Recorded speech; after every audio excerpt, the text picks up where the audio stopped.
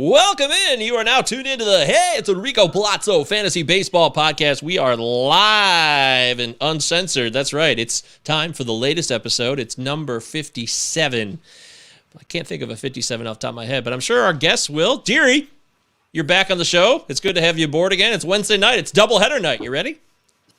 I am prepared to be with the Podfather. I think that's your new name, Mike. It's fucking amazing. Well, there already is a Podfather, by the way. And, yeah, you're frozen in time, by the way. So. He is frozen in time. Maybe you should pop out and come back in, dearie. But we are. If you're listening to the podcast, thanks for tuning in. It's Palazzo Podcast at protonmail.com. 2 L's, 2 Z's. Never forget it. We're always here to support you guys. Utah. Very important that we connect with you and grow, and emails, tweets, everything makes a difference. It really does. So we appreciate all of that. Our guest today is someone who has experience. He's been in the game for a minute. He knows a thing or two about fantasy baseball. This guy originally came to us last year. I remember it like it was yesterday. I could just think of it now. We were just doing our thing, trying to settle in 2020. And understand what it means to be in the fantasy baseball game. And then this guy hit us up. He's like, hey, why don't you come on my podcast? I would love to get to know you guys and talk about fantasy baseball. And I said, shit, that sounds like a good idea. I'm down with that. And then we did the show, and we had a good time. And then this dude goes next level. He takes it up a notch, and he becomes this guy who starts kicking ass. And he's dominating, and he wins the overall DC on the NFBC, the overall winner of Draft Champions. That blew my mind. And then he just exploded. And now he's one of the biggest deals there is. He's Deadpool hitter. He is the host of his very own show, which we were on, which was a thrill for us, that you can listen to anytime you want, the Pole Hitter Podcast. Ladies and gentlemen, it is Rob DiPietro. Hey, Rob. Mike, that was amazing. Thank you so much. That was super special. My intros on my podcast stink. It's something I sit down and I'm like, I got to do better. I got to do better. I got to get better at this. And that just, when I hear something like that, it makes me feel even more incompetent. But thank you guys. I appreciate it. Yeah, we have a deep history, when I first got into this venture, and it was cool. It was cool talking to you guys from the beginning and through now, forming good friendships. That's what it's all about, man. Look at you. We're all grown up. We're all mature now. We're veterans of the game. I mean, we're old people anyways before we got into this game, so that really doesn't matter. But yeah, we love talking to you. I'm finally glad we're having you on the pod. And now I feel like we're talking to royalty, man. You won a Draft Champions. You fucking won it, dude. You won it. I won it. Yeah. You did it. Yeah, I'm pretty happy about it. And but it's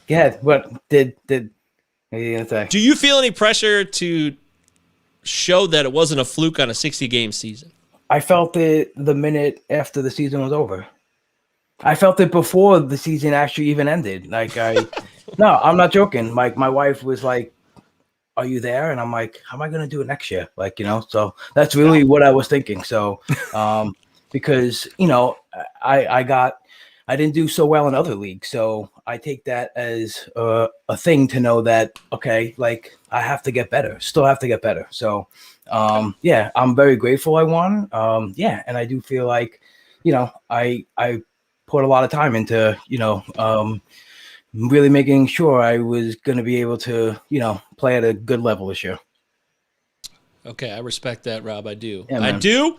You always got the hustle. He's always rolling. He's always jamming. And on today's show, we're going to be jamming with all kinds of content. We're going to talk about some of the big moves that have impacted fantasy today. Colton Wong, Alex Colomé, Nelson Cruz, yada, yada, yada. The beat goes on. We'll get Rob's take on those moves. We'll talk about things beyond baseball, which we love to do on the show. And Enrico's Inquisition with Rob. We'll find out more about the man himself. And, of course, we'll do some ADP Conundrums, look at some risers, some people who have rose to the occasion recently in ADP world since December into January. Take a look at some of Rob's techniques in fantasy, do some shot and ride the pine, and listener chatter, and we'll get the hell out of here. That'll be the store. That'll be the store. That'll be the show. This is the store. We're selling the store for this show. We're very excited. A couple of housekeeping tips real quickly. wanted to say thank you to the one and only Van Lee. That's right, housekeeping. Mr. Belvedere, he's here cleaning up the house. I want to say thanks to Van Lee from the Nasty Cast. He had me on the show, and I did the Dynasty show that they do with him and Rob Rigney and Brian Vaughn. You guys were all awesome. I had a great time. I hope I did a decent job with the Tigers and talking about the top 20 prospects. Shout out to Michael Richards from Roto Fanatic, our prospect guru, who gave me some leads on that, and to Motor City Bengals. I also did my research on the MotorCityBengals.com website. Roger Castillo, Chris Brown, Marty Tallman, all you guys. There's so many people to thank. We appreciate. And shout out to Bruce Carlson, who was our listener of the week after our Ariel Cohen show. Thank you, Bruce, for getting to know the show and giving us 5 stars. That's awesome. It's why we do what we do. Thank you so very much. All right. So, Mike, hold on a second. Sorry to interrupt you, but was that Sticks in the background? That was Mr. Belvedere. You don't know Mr. Belvedere? No, I know. I do. Come on, Belvedere. We're talking 86, 87 he's messing maybe with for us. Belvedere. I was young. You got me on that. How old are you, Rob, by the way? I'm 40. Yeah, you're our Yeah, same that's age. we are, my friend. I was watching Three Stooges hard. It wasn't I didn't live in a Belvedere world. It was Three Stooges. Oh, damn. He-Man, Transformers. Of course. Oh, that's right up our alley. Yes. Yeah. Why haven't they ever made a Transformers movie? Can you guys answer that? Well, I mean, sorry, not Transformers. He-Man. Man. No, not He-Man. Thundercats. Sorry, that's what I meant to say. Thundercats. Love Yes. Thundercats. Yes, Yeah, so I feel like it's been in the hopper for a bit, and they haven't been able to figure it out. I don't know if they're talking live action or cartoony, but I think it'd be a hit. I'd see it. Yeah, it needs to happen.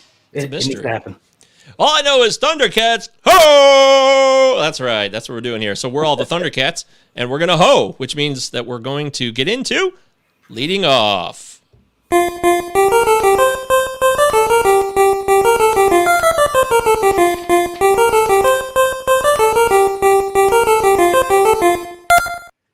All right, and leading off today, we've mixed it up on recent shows, but we're getting back to basics with moves. Hot stove action. Hot stove. That's right. Colton Wong is now a part of the Brew Crew. If you live in Milwaukee or the greater Wisconsin area, like Derek Van Riper or our buddy John Fish, hey, you might be excited about this move. Kolten Wong is going to be playing second base for the Brew Crew. Rob, instant fantasy impact on this in any way you want to take it.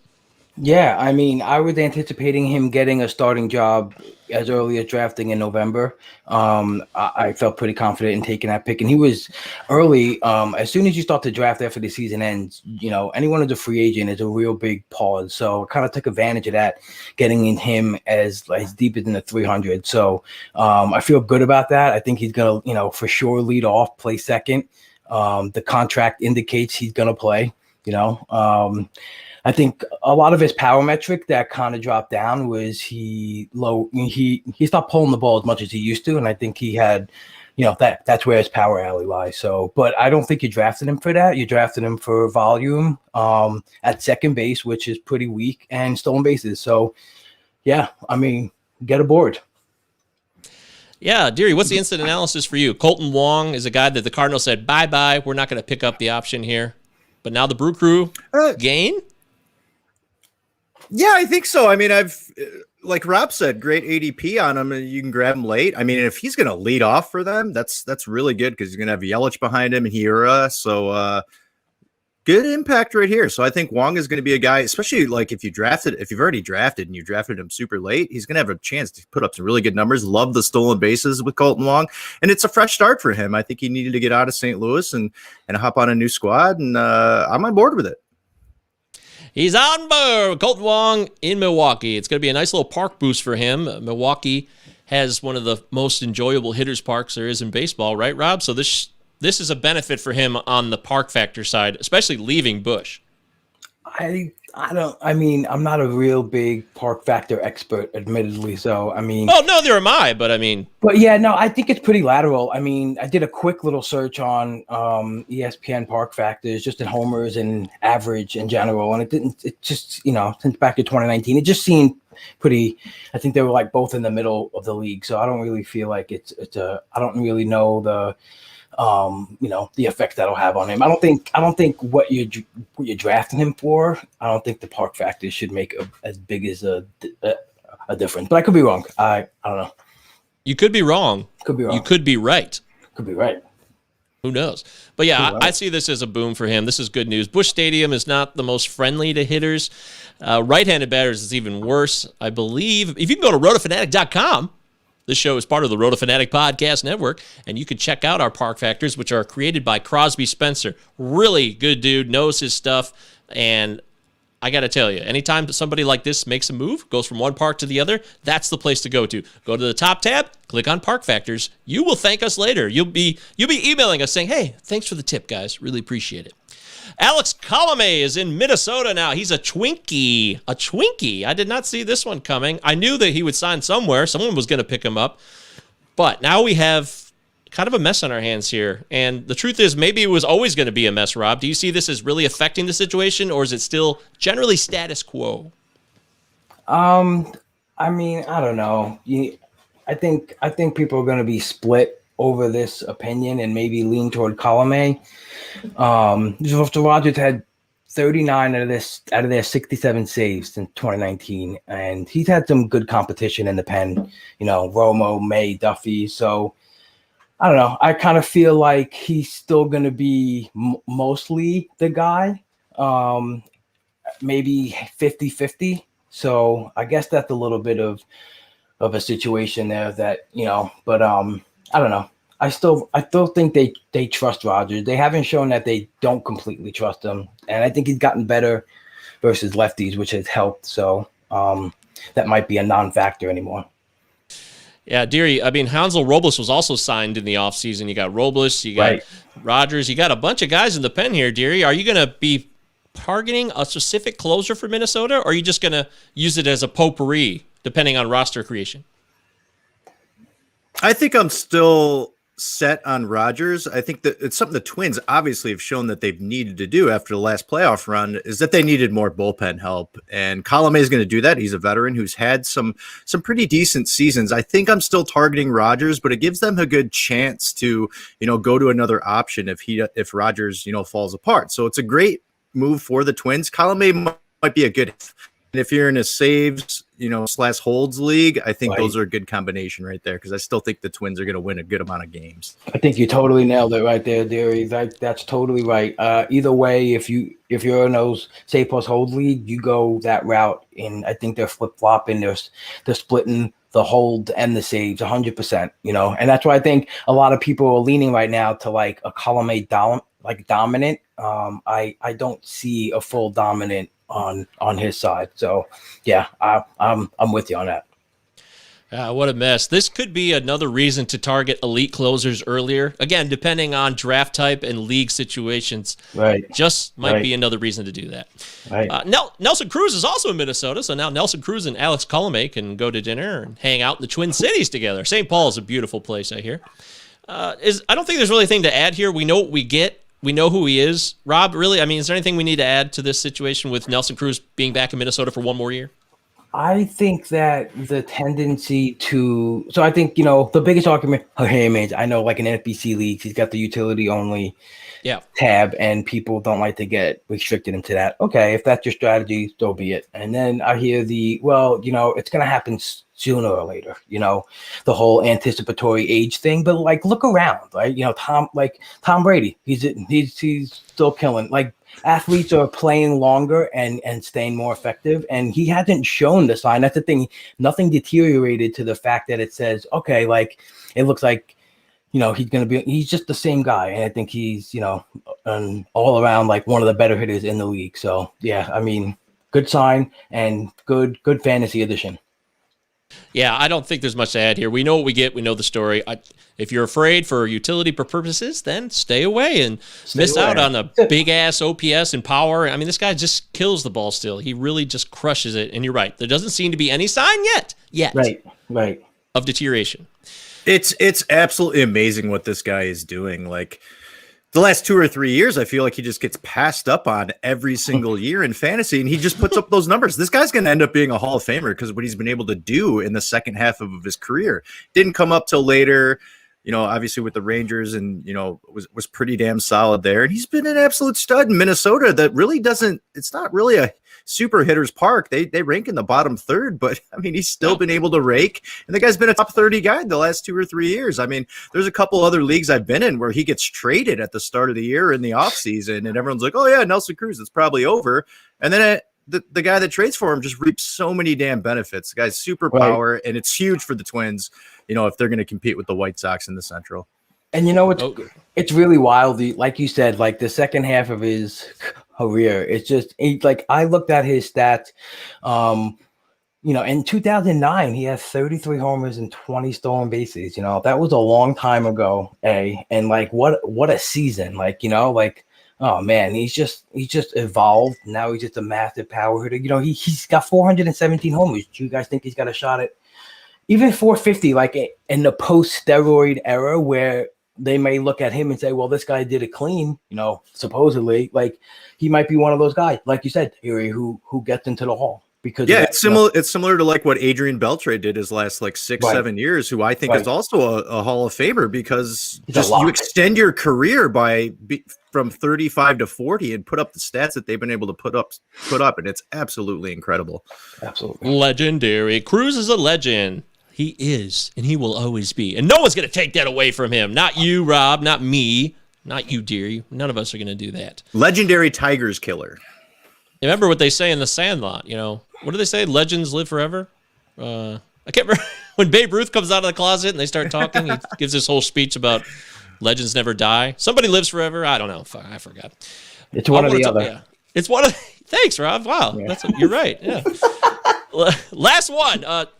Joaquin Soria is a Diamondback now, and I am baffled by this only because I don't know if the Diamondbacks are actually trying to win or not. I'm still kind of confused what their situation is. I'm not really concerned about Crichton or Kevin Ginkel, who I also like. Kevin Ginkel is another arm in that pen who could close. Rob, what's the bottom line here? Crichton, Ginkel, Soria, do you care, or am I missing the boat somewhere here? Yeah, I don't know. First thing that popped to mind, he got signed for $3.5 million. Some of the, like the column A's and, got 6. So, I don't know if that's like a specific sign for a closer role, like monetary wise, but he makes sense too, arbitration wise, because like Crichton will be ARB eligible next year. So if you're a team trying to press that situation, that may be a reason. Plus, like you said, maybe they're trying to win, but maybe they're leaning on like, hey, what if it's 16 teams, right? How much better can we reasonably get? So then you bring a guy like him into the equation, and maybe you add him to the pen to try to secure a couple more wins. The thing that I'm worried about is that it looked all shiny up top, but underneath it was, it looked like it's starting to crack, so I don't know if he's going to be, even if he is the guy, I don't think he might not be as effective as he was a couple years ago, because he had a couple of things that were really weak, especially his whiffs per swing, which is something I really like to look at for a relief pitcher. It's on Alex Chamberlain's leaderboard. And yeah, so when I don't know, it's just something I started doing in my evaluation of relievers, because they have like a short time in the game. So I want to like micro level it to per swing. So I want to see how good these guys are doing on the most microscopic level that I could find. And, his like the top relievers since 2019 were at like 43%. Average was like 30. So 23 to me that showed that he might not be able to get that, that strikeout ability as he used to. And his deserved barrel too, which is another thing on Alex Chamberlain leaderboard. He had a 3.2 barrel percentage. His deserved barrel was 8.4. So I don't know. It might not be as pretty as it seems on the top. Wow, dude, that's why we have you on, man. That is the kind of tidbit that we're going to highlight when we do the show. We clean it up and we polish it, fine tune it a little bit. Then we're going to say, hey, check this segment out where Rob give us insight on relief pitchers at a micro level. Because you're right, they're not in that game that long. So let's get to the most minute detail to shrink it down and really understand. I think that's fantastic. Right. And props to Alex too. I know you had him on. He's great. He's it's a good leaderboard to filter with. So for relievers, I look at the whip per swing, the CSW, any little detail in there that that might be able to pop and seem intuitively like a thing that you would want, right? And that's the thing with Alex. I think a lot of this stuff to some people might seem overwhelming, but it's pretty intuitive when you really think about it at its core, so it makes sense. What about then with Sean Dolittle signing with the Reds? I thought he was left for dead. I said this on the Nasty Cast with Van Lee and the crew. Follow the Nasty Cast. Give it a 5-star rating, by the way. I said myself that I found it to be baffling. And Deary, I'll throw this to you real quick. Dolittle signs. He's left for dead by the Nats. What do you take from this now with the Reds bullpen or Dolittle himself? Any value left here? Yeah, I actually think there is, because I don't think Amir Garrett is as reliable as you'd like him to be. We may talk about Amir Garrett later in this pod. He's such a volatile pitcher. His walk rate is just insane. He basically how his slider does is how he goes. And he's got a great fastball, but he's super wild. I actually like Lucas Sims a lot in the bullpen. They're just trying to shore up some other guys. It's a wide open division out in the Central. And I would not be surprised if Dolittle comes back to what he was a few years ago when he was pretty close to dominant. And I think, he's got that pedigree of doing it before. I am not an Amir Garrett believer in the 9th inning as much as maybe the Reds might be. So we'll see how this shakes out. But, as you can see with the Soria move, Colome move, these teams are looking to shore up their bullpens. We had talked about how deep starters are going to go, how many innings starters are going to go this year. And so I think they're really trying to shore up their 6th, 7th, and 8th innings, especially early on in the season when I don't think guys are going to be going really deep into games early. They're going to kind of gear them up. So you really got to shore up your bullpen. So it's going to be a volatile situation in Cincinnati, especially if Garrett falls apart early. They do have some other options, and a veteran like Dolittle could be there to help out. So maybe he's not drafted, or maybe you draft him super late, depending on how many rounds you have, but he's definitely a guy that you could be streaming and keep close attention to what's going on with that situation in Cincinnati. Rob, anything? Yeah, I think it's another cheapskate move by a team trying to avoid. Yeah, because again, I'll go back to the ARB thing for the relievers. It's a big thing now. It's just a common theme. Let's not oppress these guys' values by them accumulating 10 or 15 saves, because it's just they're going to become at a price where they're not going to want to pay these guys. So I think this is just one of those moves. But I don't trust Dolittle, and I don't trust Garrett either. I think the same thing as Deary was saying. He's just very volatile. The walks are still there, and the hard hit. He just gives up a ton of homers, ton of barrels, way too much that I would want in a considerate in a good solid closer. I don't think the Reds are going to go that route, but he might get a sprinkle. But I don't like Dolittle. I don't think he's going to last long if he gets a shot. Exactly. That's what I'm saying. The Nats need bullpen help still, and they said, we don't want anything to do with this guy. So, yeah, they must know more than what anyone else knows. Obviously, if you got the guy in the system and you're just letting him walk, right, then there's nothing there anymore. Right. Well, there it is, folks. That is our leading off segment where we break down some of the moves of the day and the recent days to find out if there's a fantasy impact and what the angle will be for you. And I am very sure that we covered that completely and fully. Nice job, guys. All right, don't forget, this is it's Enrico Palazzo Fantasy Baseball Podcast. 2 L's, 2 Z's on Twitter. Utah. Give me Never 2. forget that. That's what we do here. We love talking with Rob DiPietro. You can follow him. Deadpool hitter. Don't forget, this guy loves to pull the ball. He's always doing it. His entire career, he's never gone to center. He doesn't spray it around. He just pulls it and jams it out to left field. Or if you're a lefty, you jam it to right. Are you lefty or righty? I don't even know. I'm a righty. Okay. And you know what's funny too is that when I did happen to hit a shot to right, like the alley and right, I had some really good power there. It wasn't worth my effort to try to learn how to hit it there. I would just smash it left. But it was all about hitting dingers too. I didn't want to run. That's fine, Rob. See, my bread and butter was right center. Somehow that's where all my power came from. If I pulled it, it was a pop-up. So Oppo Taco. I tried going up the middle and right my Right. whole life. And Deary, I know that all the best hitters I've seen in softball did that thing, right center, and I just couldn't. Fuck softball. I hate softball. Oh yeah, you shouldn't bring up softball, dear. He gets very emotional. All right, well, let's cut the shit and let's get down to brass tack. It's time for Enrico's Inquisition. That's right. Let's see if Rob can hang with us. Let's see if he's got the skills that pay the bills. I'm feeling good about it. Here we go. Bryce Harper or Lenny Dykstra?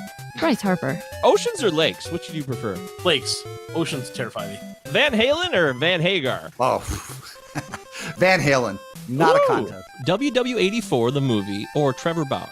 Trevor Bauer has more positive things going for him. He is a good pitcher.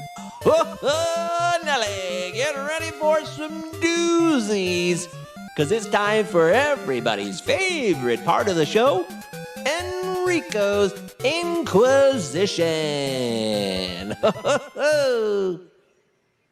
That's how we do it here on the show, Rob. We're bringing it to you. I am not afraid. Are you afraid? Don't be afraid, Rob. It's okay. Just relax. Be yourself. I am relaxed. Okay, good. Well, we're going to get to know Rob a little bit beyond the game of baseball. There's more to life than baseball, folks. You know, if you got your head stuck up your asses, open the door, go outside. I know it's COVID. Maybe you can't do that, so that's not cool either. Anyways, let's play the game. All right, Rob, it's real simple. I'm going to ask you stuff, and you just feel what you feel. You say you would take it or leave it. You'll go for one thing or the other. It's just that simple. My first one for you is Wall Street or The Wolf of Wall Street? Wolf of Wall Street. Not even close? Maybe close. I'd go Boiler Room over all of them, though. Oh, shit. Wow. Hot take. I love Boiler Room. Fuck yeah, man. I do like Boiler Room. Yeah, 100%. Well, we're all the same age. We all grew up on Boiler Room. It came out when we were like 19. I remember it was like 1999, 2000. That movie was awesome. Giovanni Ribisi, Ben Affleck was like the Alec Baldwin of the Glenn Gary, Glenn Ross role. Yeah, Vin Diesel. It was a good movie. Yeah. And Wall Street's in that movie. They do. Oh, they do, reenactments of it. They're just creaming over it.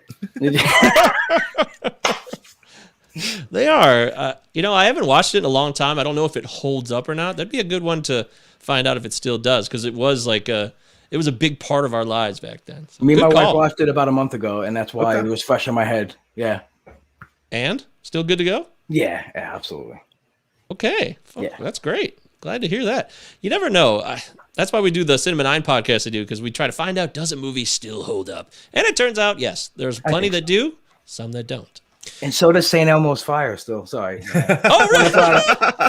That's so funny you mentioned that. That's so funny you mentioned that, because my friend of mine on the podcast that we do for the movie pod, Cinema 9, he had just watched it last week for the first time. So he said it was good. First time ever. Wow. Yeah. I love it. Yeah. I've never seen that film. Great That's one of the John Hughes ones I missed. Yeah, it's the Brat Pack. Great soundtrack too, right? Yeah, bro. Yeah. Awesome. Sorry, I didn't mean to take you off track, Mike.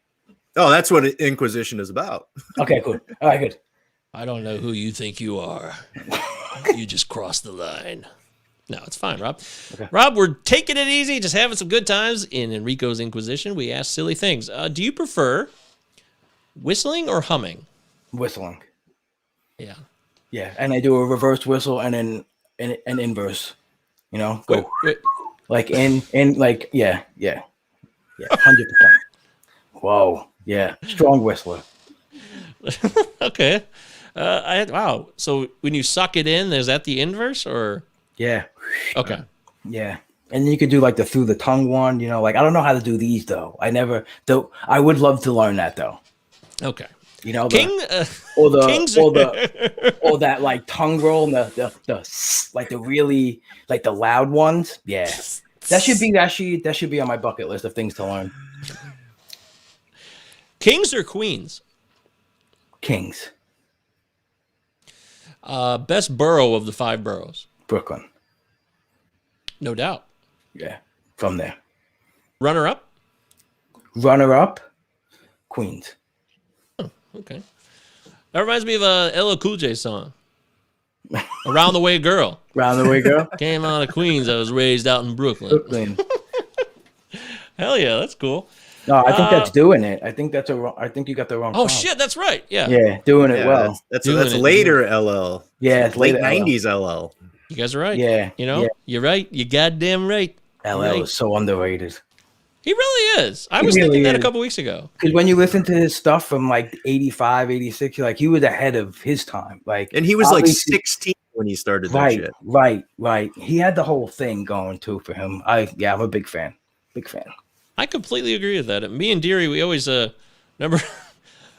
Oh. Which song is that? Which one is that? Oh, that's That's the Wizard of Oz. I'm the type of guy. I'm the type of guy. I'm the type of guy. Yeah, it's that's right. You're right. It's from The Wizard of Oz, and then he uses it. And I'm the type of guy. I forgot about that. So yeah, okay. Well, we'll play some "Doing It" underneath here while we keep on cruising. Okay, Joe Pesci, because people loved it to bring up the Joe Pesci. I don't know how I'm going to answer these questions while this song is playing in the background. No, but I love it though. I love it. Yeah. Joe Pesci or Robert De Niro? Joe Pesci. Yeah. Because he's my height. Is that why? Because he's your height. No. Okay. Duh. It's so close though. I don't know. That's a tough one, Mike. That's a tough one. I don't know why I said that first, but there must be something deep inside. You got to go with your gut. It's probably my cousin Vinny. Is probably the tiebreaker, I think, because it's just I think the most impactful movie, one of the most impactful movies, like from either one of them. No, obviously they have a ton, but that one I recite all the time at home. We recite all the time at work. It's like always my cousin Vinny stuff too. So, and it's just funny. It's a good break from all the other stuff that they're mostly involved with. Marissa Tomei won Academy Award for that one. Yeah, why not? Zach Galifianakis or Dave Chappelle? Dave Chappelle. I would agree with that. Right, Deary? I mean, Galifianakis has his moments, but Chappelle's just too funny. Chappelle's a damn legend. Galifianakis is fine. I love the Between Two Ferns stuff. Did either of you guys see the Between Two Ferns movie? No. Oh, it's god awful but enjoyable. Okay, that's good to know. I would recommend for you guys on Netflix. David Letterman has a series. Have you guys seen any of those? Mm-hmm. Oh yeah. Did you see the one where he sat down with Dave Chappelle? Yeah. No.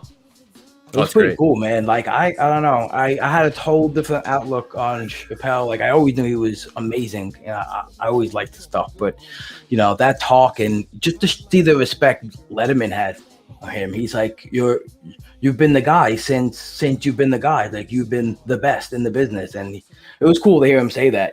So Dave Chappelle. Wow. Okay. I've seen that show. I just haven't seen all the episodes. I will make a note of that. I guarantee you. Huey Lewis and the News or Aha? Huey Lewis.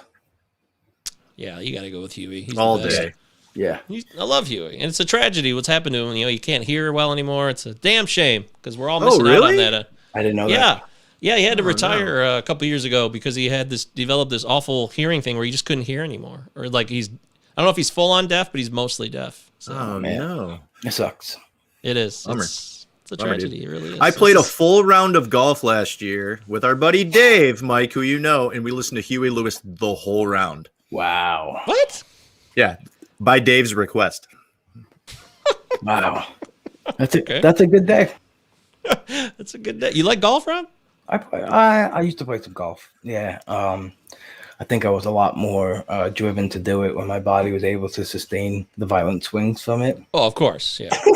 But in your heyday, it's fun. I still enjoy it. Like, maybe like 3 or 4 years ago, like did the whole Top Golf thing, and that was pretty cool. It's fun stuff to just go there too with the fellas and the ladies and hit the balls into the target and stuff like that. It's pretty cool. Still haven't done the Top Golf thing. It reminds me of a place called Golforama by my house when I was younger. That sounds like the same thing. You could hit it into a screen and it acted like you were hitting on a real course. It was like a projector. They took so many different dynamics of things and morphed it into one, which was phenomenal. It's like the bowling alley experience, but the golf experience, and it's really cool. It's like the areas are wide, you can hang out, order food, and it's just great. They did a good job with that. I would agree. PlayStation or Xbox? PlayStation. PlayStation. Okay. You got PS5? No. Yeah, I don't either. PS3. Deary, do you have one? Oh, PS3. Yeah, I don't play much. Oh, okay. I So it used to doesn't play even a matter. lot, but I'm still a play. I've always been PlayStation guy. Okay. Deary, you get a PlayStation 5? Oh no, I'm still on 4. I usually wait 2-3 years before I snag a new one, but we moved from Xbox over to PlayStation a few years ago just for the show, which now the show is going to be on Xbox as well. That's right. Universal. And we're looking forward to that because people love the show. I don't love the show. It's a good game, but I don't play it because it just pisses me off. But I don't know because I'm not good at it. That's probably the truth of it. Hey, I can't lie about it. Let's do a couple more of these. Fridays or Saturdays? They're both fun days. I'll go Saturdays. Saturdays? Yeah. Do you prefer flying or driving? Flying? Or Like driving? if I was, okay. Yeah, on a plane, I guess so. But if it was the same distance and it wouldn't take that much longer, would you rather drive or fly? Oh man, I think I'd rather drive. If it wasn't so long of a drive, I think I would prefer the drive. I like. There's no driving. scenario, by the way. I just made up a scenario that doesn't You exist. did, yeah. It never takes. At the same It time. would always be quicker to fly than drive. Yeah, but you got to think about it. You got to get to the airport an hour and a half earlier. You got to board the flight, get off the flight. God, It's time consuming. Oh, that's depressing what you just did. Yeah, that is depressing. All right. I have an Inquisition. Can I? Oh, do you? Yeah, I just thought of one on the fly. This is a actually. first. Go ahead. Okay, would you actually? I've thought about this before, so I'll just wait. I'll ask you guys. Would you rather be able to run like 100 miles an hour, right, or would you rather be able to fly? Because think about think about the time distance thing and what you could accomplish. But I think it's I tough. think flying. You think I think I'd flying, rather like fly. Yeah. flying, kind of trumps, right? What about flying or invisible? Being invisible. Being invisible all day. Because then I want to hear what everyone's saying all the time. I would love that. So that's a no-brainer for me. I So don't know you're about you, dear. eavesdrop. I Hell would yeah. like to fly more than anything because if I'm the only person flying, it'd be fucking great. If I'm running, there's other people I'd have to they'd be in my way all the time. If I'm flying, it's just me up in the clouds. But you could probably make more money doing a fast run because you could just challenge people like, hey, you want to race me? And just Yeah, but you're the only person in the planet that can fucking fly. So Well, I know, people are that's gonna really true. freak out. yeah, you would be a Ah. thing. You would be like, would you be able to handle the The publicity? celebrity. Yeah, can you handle that? The only I flyer. can. That's the name of the new podcast. Your new podcast, the only flyer in the world. I would go only from flyer. like 250 followers on Twitter to millions immediately. Millions. Of course you Yeah. would. Of course you Yeah. would. You'd be a huge Yep. deal. Rob, curveballs or sliders? Curveballs. Man, everybody keeps picking curveballs lately. It's been Yeah. like a run of I think 4 straight. So, favorite curveball? Pitcher in particular? Anybody that comes to mind besides Clayton Kershaw? Or... I'll go Pedro, even though Classic. even though Barry Zito's is like, one that pops out as just like one of those nice big lollipop type. But yeah, I like Pedro's. I thought it was devastating. And Barry Zito. I haven't thought of Barry Zito in a while. and Doc Gooden back in the day. There it is. was That's a probably- Doc Goodness come up on the show a couple times over the last 2 weeks because Ariel Cohen was on the show and he mentioned him, and that seems to come up with a great curveball, no doubt about it. Yeah. And then finally, this is the big one: Okay. for love or money. That's what we want to know. Love. That simple, huh? Yeah. Well done, sir. Well done. Beautiful. Love is winning the day lately, dear. We haven't had money in a while, and I like that. That means that gives us hope for the humanity of the future. The human race has a chance, and that's what we do on the show. We bring you what the human race is hopefully wanting for all of us as we progress down this road of life. I am Michael Govier, and Christopher Deary is my co-host. We're joined by Rob DiPietro, Deadpool hitter. He loves talking about fantasy baseball. You can follow him on Twitter, and of course, if you want to go the extra mile and really get some knowledge, Pole Hitter Podcast, where he's had some killer guests on the show recently. You get some of the big studs, people who know the game, high stakes players like Phil DeSalt, and then you bring home a fun episode like you did this week with Ellen and Jenny and Yancey. I thought that was really cool, man. And Shelly, yeah, it was great. And Shelly, yeah, right. Yeah, who we had on the podcast last week. It was a great time. Yeah, I'm just grateful that everyone is so nice and approachable. We just thought, hey, would you want to do a podcast? Yeah. It's awesome. I know. You just keep asking. Yeah, you just keep asking, you keep saying yes, and just, that's it. Have a good time, be nice to each other, and it's a great time. Yeah, so I'm enjoying it. I've been able, like you said, to get on some really big time players in the fantasy arena, big time analysts who've been doing it for 20, 30 years, which blows my mind. When talking to guys I used to read their work for such a long time, and so yeah, it's great. And yeah, and one thing that when I was thinking about doing a podcast, it was just I loved all the ADP stuff and evaluation of players, and it was critical for me to listen to them. But I felt like I wanted to learn, I wanted to get inside everyone's brains as much as I can. Obviously, no one's going to tell the world everything that they do to a T, because everyone's competing on a very competitive level. But I thought it would be helpful, and I got a lot of good feedback early about how it was really impact applicable knowledge. You could really make a difference in how how good you are if you learn sound process. So yeah, it's great. I learn as I go too, talking to everyone. Yeah, it's great. I sit there, just take notes, we listen to it, take more notes. Yeah, so it's great. Damn right. That's what we're doing here. Like last year, Rob, you were a freshman just like us, and now we're just getting into our sophomore year now. Right. That's right. Yeah. So, I like that. That's good. It's good. So it's going to be what do you think of how quick are you going to graduate? Oh, I ain't graduating, man. It took me 10 years just to graduate college, man. Yeah, but we're learning from all the tenured professors right now. So that's right. Absolutely. Yeah, and you're one of those, Rob. You are one of those people. We're going to learn from you on the show a little bit later with his fantasy process. But right now, we're going to get into the fantasy breakdown, where we're going to talk about some ADP and some ADP risers and get Rob's opinions on that. And don't forget, the show is part of the RotoFanatic Podcast Network, along with the Turn 2 podcast, which is hosted by Matt Williams, a fellow RotoFanatic person in arms. And we have a great series going on right now called High to Low, where we take a player and we get two different people, one who's high on him and one who's low on him, and they both write a little bit in the article, and they go head to head. And I just did one that you can find on rotofanatic.com about Vladimir Guerrero Jr., where I was high on him and Paul Mamino was low. So check that one out on rotofanatic.com. We'd love to get your feedback. And also follow Paul, because he's probably right anyways. He's smarter than I am. P. Mamino Fantasy on Twitter. He is my guy. All right, ADP time. Here we go.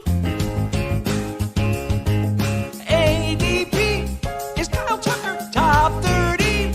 Should I pitch out with Mondesi? Next month, see, should I wait on closers or draft Ryan Presley?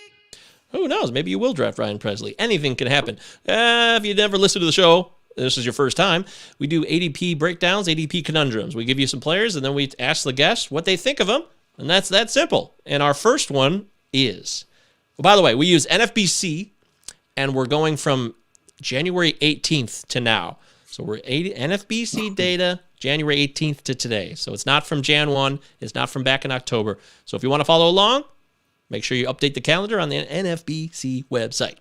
Chris Bryde versus Tommy Edman. Rob, between these two guys, who do you like, or is there a third option? Give it to me. I would pick Edman because and also, by the way, sorry, yeah, you can make it league specific too, and however you want to. You know what you're doing. Right, go ahead. Right. I'll shut up. So right now that's good though, Mike. I'll go with that. It's good context. So right now drafting and draft and hold leagues. The fact that Tommy Edman plays 4 positions in the NFBC, and he's probably going to lead off, especially in a lineup that just got a little better with Nolan Arenado. So this is an easy decision for me. And if I pivot away from that, or if someone has him in this area, I'd go with Wilson Contreras. Oh, okay. Deary, what about you? Yeah, this is a tough one as I was trying to break it down earlier, but I think the answer is Edman as well. He's most likely going to be leading off in St. Louis. Rob mentioned the Arenado move. High BABIP guy. Look at his 2019, 92 games, 11 home runs, 15 stolen bases, 306 average. A lot of projections have that average a lot lower than that. I think he's a guy who certainly can bat 300. And what I really love about Tommy Edman, he's not a swing and miss guy. So he's high contact. Now, where Chris Bryant is being drafted, I actually think there is some value there. Bryant has finally fallen back. I've been off Bryant the last 2 years. So his ADP drop has been incredible here this year. Yes. And obviously that K rate is absolutely unacceptable. I think the Cubs offense bounces back. He still has a really good walk rate, but the problem I have with Bryant is his barrels have dropped every single year since his first and second year in the league, and he's really been having a hard time with the fastball lately. So he needs to switch up that swing, get that bat speed going better, and I think he has the opportunity at about 137 ADP to give you some value, but Edman's my guy as well. And you know what, Gary, you mentioned something great that you mentioned earlier in the show, and I'll bring it up, is like, maybe he just needs a change of scenery, you know, like maybe he'll change the scenery bit, you know, it's played out, but I mean, look, he's going through a terrible spot with them, like between the grievance and the way they've handled his contract and stuff. And, you know, he probably feels like he's probably taking it personal. I think sometimes that you just need to escape that. And I think it would do him well. And I think it might, I would consider him way more, I think, if it was in a different spot. But are you saying we're all human? We're all human. Who can project the human element in these stats? Nobody.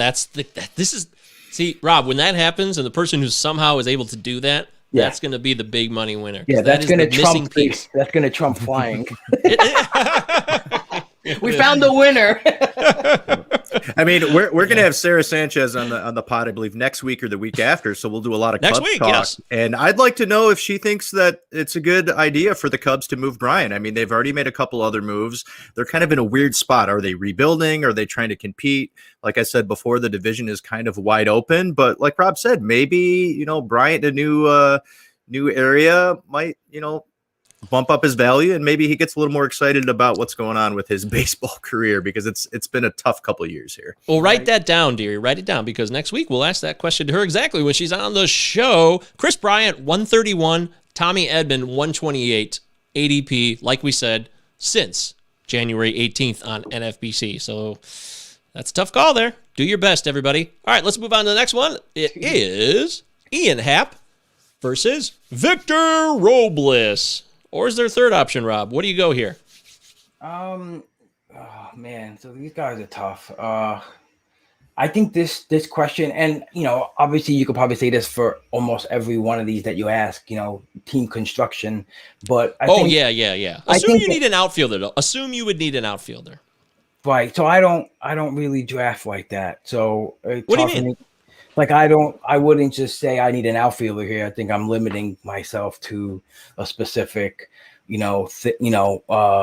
spot. At that point in the draft, I'm still just taking the best bats available that fit my team as I'm drafting. The thing with Happ is I think I can get a guy like him later on, like with Jock Peterson or Cole Calhoun. I think they have a similar profile. So I'm probably not reaching for a guy like Happ in that spot. And Robles, I mean, if he can go back to the 2019 form, I think where he goes now is definitely way better than where he was going last year. As people were expecting, that linear growth that doesn't really happen all the time. So I think he's young. And yeah, I mean, I would probably go Robles over Happ, but I would probably pivot to Anthony Santander at that spot if I had a choice. Yeah. Ooh. Deary, quick response to that? Oh, with Santander? No, just a Happ or Robles Happ. or third option. I think it's Happ. When he connects with the ball, he absolutely crushes it. He's one of my guys I think is going to break out this year. 12 home runs in 56 games. Last year, he's probably going to lead off for them. 47.8 hard hit rate last year in just 56 games. And the thing with Robles, he just doesn't hit the ball hard. He's an excellent line drive hitter, pulls the ball probably too much, but he doesn't barrel it up or hit it very well. When he does hit it, he just doesn't hit it that hard. He started his breakout in 2019, which was encouraging. And if the stolen bases are there, if he can, play 140 games and has a chance to steal 32 or 35 bases, he has a good chance. But I think Ian Happ is my guy because I think we're looking at a big breakout with Ian Happ this year. All right, fine. That's the way it is. I respect it. I love your guys' opinions. That's why this is the Hey, it's Enrico Palazzo Fantasy Baseball Podcast. 2 L's, 2 Z's on Twitter. Never forget. Give me 2. Kenley Jansen. Kenley. He's aging. Versus Taylor Rogers, who just had his situation get a little more difficult. Rob, I know you don't ever limit yourself by positional situations because you always keep your mind open for the best value possible. But let's say that you were thrown into this situation where it was Rogers or Jansen. Would you pick one of them or would you go with a third option? I would go Jansen over Rogers. I guess Really? over a situation right now. Just even though I expect Rogers to keep at least 50% of the saves. You don't think Jansen's kind of falling apart here? I mean, you don't worry about velocity decreases or anything like that? It's a factor, but it's still like the bigger picture to me doesn't spell like immediate. He's not going to be the guy. I mean, I think the skills got to erode a little more.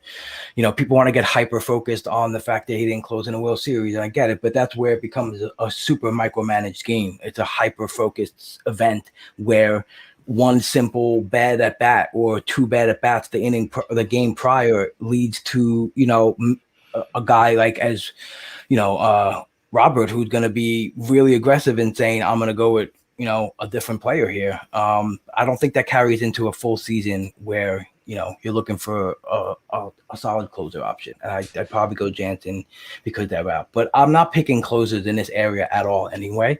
But yeah, this is not a spot. So this whole point is moot.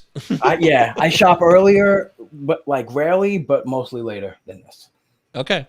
Yeah. That's fine by us. Let's do one more here. Deary, how about this one? Tommy Pham, Will Myers, or Eddie Rosario. Both of these, all 3 of these guys are kind of clumped together. Which of the 3 do you prefer? Or is there a 4th option? I think it's Tommy Pham. If Tommy Pham can stay healthy, I think he's going to give you more of the 5-tool stats. I do not believe in Will Myers at all. I know he had an excellent shortened season last year. And something that he did last year that was incredible is he was really hitting the ball when it was above the zone, something that he had never done before. And something that he always does is always chases stuff above the zone. So I'm not a Will Myers fan. I don't know what to believe with Eddie Rosario. So he's someone I'm definitely going to stay away from. Tommy Pham, not a guy I was into last year. Started out really great and then he got injured. And I think he has the opportunity. Obviously, it's a fantastic lineup. And I think he's going to be able to give you those 20 to 25 stolen bases if he's healthy. Really interested to find out where he's going to bat in that lineup. Do you guys have any inclination where he's going to bat in that lineup? Is it going to probably be more of the 6 or 7, or is he going to be slotted up near the top? Rob? Man. Who can say? My comfort level takes me to Eddie Rosario. This guy's just been a monster He's the highest of the 3 in ADP right now between them. I'd be on the Eddie Rosario train. And just Pham, not knocking the other 2 guys at all either because No. Yeah, because but I'm just a little worried about the congestion of players in SD, and if it's just a really ultra managed balanced situation. And I think Pham's injury history might leave them to be a little more safe with him, and get him more time away, from the field. And yeah, Myers I loved him last year, in the 220s, 240s. Yeah, absolutely. Right. Yeah, that's how you win a league right there. Yeah. Absolutely. What's the ADP on Myers right now, Mike? I know. Well, currently right now, Myers is in between. He's 127. Okay. And then Rosario's jumped way up at 119. And Pham is last. Pham used to be the top of the 3 in ADP for a while here in the offseason, but that has now been flipped. The script has been flipped. And there you go. That's it. Those are ADP conundrums. They're all league specific, and we know that it's a flawed segment, because we don't give you a team layout already, and we don't give you a league specifically. It's just kind of a game. Nothing we you like to do, play. Lord Mike. Oh, I gotta go. Stop it. I gotta know me go a little better. I gotta go back to this one real quick. About Kenley Jansen. Is there any chance that Bruisdog Gratterall ends up taking that job within the next year or two? Not this year. No way. That's my opinion. I really believe Blake Trinan's the guy who's going to kind of rise up in here, but that's my opinion. Okay. Yeah, I don't see. I don't know. He's not the prototypical. He's almost like the Alex Colome, type, like where it's not blow away stuff, and that's what I think they tend to go to, like more coaches now. But I don't know. I think he's a nasty breaker. I mean, I like a lot of the guys that like Victor Gonzalez is a guy that I think you got to keep an eye on too. Like especially, Dennis Santana. What if he's not starting? There's a lot of guys in there. A ton of guys. Yeah, they're set up well if Kenley does not. If he can't take care of business. Corey Knable, former dominant closer right. in Milwaukee, he's going to be in the mix now. Yeah, so they've definitely set themselves up if Kenley, continues to struggle, which I think he will. All that supports Rob's point, what he said a little while ago. I'm going to wait on closers. Take a bunch of those guys. See who rises to the top. You're going to end up getting guys, especially if it's a draft and hold where you're drafting a bunch of guys, 50 roster. There's relievers in there who will end up being like at the bottom of your roster who will end up closing. It just happens, right, Rob? Absolutely. Yeah. Okay, great. That was fun. Good times. Noodle salad. All right, now this segment here is about ADP Risers. These are players that have risen from December to January. They were once, not as hyped. Now they're getting more hyped.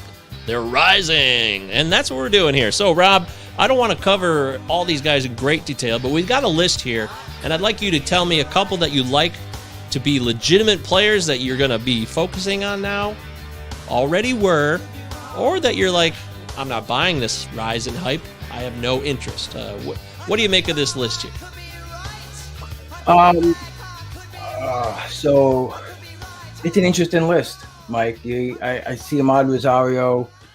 I don't know, Indians, they may trade him to the Reds. Who knows? But I think that you take a chance with him as a 25-year-old who I don't think skills just disappeared. And I think the 15-50 capability in the lineup every day, it might benefit you. Josh Bell is not a place that I usually shop at either. I know he's put way too many ground balls for a power hitter, and he just had like extreme swings in his standard deviation launch angle. It's just too wild for me. It's not consistent. To me, it tells me he's not a consistent, swinger, and I don't want that. And it's not a place I shop for first base. Amir Garrett, it's too much stuff happening there. I don't believe the rise. I mean, he tweeted that he's the man, and I think like that might have influenced some pickers. Poor move. Yeah, poor move, and it might have influenced some ADP. Who knows? I mean, I don't know. Corey Kluber not going there. He may have it back again, and he was amazing at one point. One of the best pitchers that I've seen, hands down. But I don't think he gets back there. I just skip, go another route. Craig Kimbrell. I mean, he ended up the season pretty well last year. His K and walker rates are kind of, waning a little bit. And it's definitely a situation you want to look at. But I don't know. I think the reliever pool reflects that. The uncertainty in the relievers reflects his ADP rise, because I think that as uncertain as he is, he's one of the most certain things, which is wild. Andre Jimenez, I'm all over him. The Met fan, I watched him. He's a baseball player. He does everything well. He's staying on the field. If they send him to the minors, they're fucking stupid. Sorry. That's my getting mad thing. Like that's whack talk. Like he's already one of their best players. So I don't. Well, by the way, real quick, Rob, sorry to interrupt, but Ryan Bloomfield is watching the show right now. What's up, Ryan? He was on the show last week. This guy's a smart dude. And, Ryan, you get a haircut? Yeah, no haircut for him yet. I love Ryan. Awesome. It's funny that he showed up because this segment we're doing is focused on his tweet that he put out, which was the ADP risers and fallers from December to January. So just want to give Ryan the shout out that he deserves, because he's the inspiration for this segment. He deserves more. He deserves an FSWA award. Give it to Bloomfield. Give it to Bloomfield. Bloomfield. best writer in the business. Hands There it down. is. There it is. Ryan, you can't argue with genius. End of story. Look at that. Yeah, so tip of the cap from old Yeah, Rob tip of the DiPietro. cap to Bloomfield, baby. All day. It's my guy. Love him. Sorry, I interrupt you. Anything else on that? No. Okay. Ryan Perfect. Good. Ryan Bloomfield, not an interruption. He should be a No. part of every show. He should be a part of every show. He should. Question for you, Rob. Would you rather have Jimenez, Paul DeYoung, or Chris Taylor? Jimenez. All right. Yeah. Is it all about stolen bases with him? Do you think he's going to have a chance to get 500 at bats there? And is he also going to possibly lead off for them?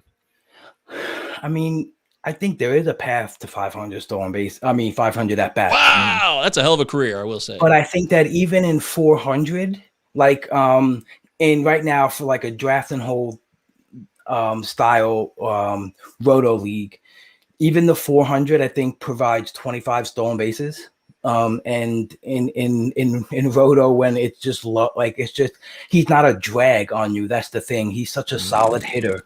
You know, he's not Malik Smith. He showed a lot of drive too. I think his power metrics may not going to explode this year, but they're going to slowly rise because he's filling out. He's got a great swing. Yeah, I mean, I just love everything about him. All right, Rob's seen him more than any of us, so I will take your word. Yeah. I just, it was a sad thing to see him go. It was great to get Francisco, but he's just a great player. He's going to be around for a long time. Directly from Rob DiPietro's mouth, there it is. Talking about some ADP risers who made the move. And that's it. We just want to get some quick takes on those. This is the Enrico Palazzo Fantasy Baseball Podcast. Palazzo Podcast on Twitter. 2 L's, 2 Z's. Palazzo Podcast at protonmail.com. This is where we switch gears and we get into Rob's Fantasy Foundation. Now, this is a series we've been doing since the turn of the new year. The calendar flipped over to 2021, and the Palazzo Podcast as a unit said, hey, we're getting serious. We want to get inside the brains of the brightest and the best. It's not a revelation necessarily. A lot of pods are trying to do this, but we're just trying to do it to the best of our ability. And now that we have Rob with us, who knows what he's talking about, we're going to do that with him. We've done it with Chris Towers. We've done it with Alex Chamberlain. We've done it with Ryan Bloomfield. We've done it with everybody. So, Rob, same question I always ask right off the bat. What is the first thing you do when you set down for a new year of draft prep? Is there one thing that's going to be done first before anything else? So because of the way I draft closers and like to draft closers, it's the first thing I dive into. And it's the first thing I dove into this year. It's the earliest I've ever played draft. Last year was my first year playing Draft Champions. And I saw the popularity of drafting early. And so once I got into it, drafting early, I think, I tend to, wait on closers and try to, get the next best arm that I see available. So I think that leads me to prep for bullpens first. So I can know where I can take late stabs and, take advantage of the market inefficiencies at the time of early drafting. How did you win the DC overall? Is there a reason, one particular reason, or is it just a myriad of tons of work and listening to other people and experience? Such a myriad. Yeah, such a myriad. I wanted to, so this year I'm drafting a little different than I've normally drafted in home leagues, and I'm usually a batter guy. I went batter heavy in the league I won, but I think it was reflective too of the market I saw played out. I know I wanted 2 heavy pitchers to give me length and K upside, and Bauer and Lynn were going in the 5th and the 7th round. At the time I drafted. And so I studied the ADP and I just tried to pick a spot where I thought would maximize me getting a good chance of getting both of those guys. So, so that was the first start. I mean, I did Trevor, Story, and Freeman on the start, and they held my batting down tremendously, and getting those 2 arms like Lynn and Bauer, who threw as much as anyone, who struck out as much as anyone that late, was key. And the biggest key might have been though Ryan Presley and Matt Barnes, which I took in the let me see right here. I took them in the 25th and the the 26th round. So pick 372 and 379 last year. And so I played to win the league. You know, I wasn't playing to beat the overall. And I felt that if I could, my attack was finish somewhere in the middle with speculating on saves and just try to be in the top 3 and everything else on offense and defense. Offense and defense. Offense and pitching. Look at Dog Hill. Yeah. We love dogs. Hold on a second. Let me close this door real quick. No problem. We love dogs on this show, Rob. Everybody knows that. Well, yeah, that was Right? huge. Osuna goes down and Presley just slots right in. So that was like, and you said, Rob, you said 25th round with Presley? Yeah. 20. Yeah, I was just mentioning to Mike, Osuna goes down and Presley just moves right into that role. And, you know, a guy like Trevor Story had 15 stolen bases last year. I don't think anyone saw 15 out of him, maybe 8 or 9. Right. He was one of my top offensive guys on the board. He usually is every year. But that helped me win the overall. We just Presley and Barnes falling in, because if they didn't have as many saves, I probably wouldn't have gotten the most overall points for sure. And another 2 guys, round 29 and 31, pick 432 and 462 is Dribble Cabrera and Chris Taylor. In a short season, I drafted on March 6th, so I didn't know it was going to be a short season. But it ended up helping me so much in that short season was because they played almost every day, and Chris Taylor was awesome.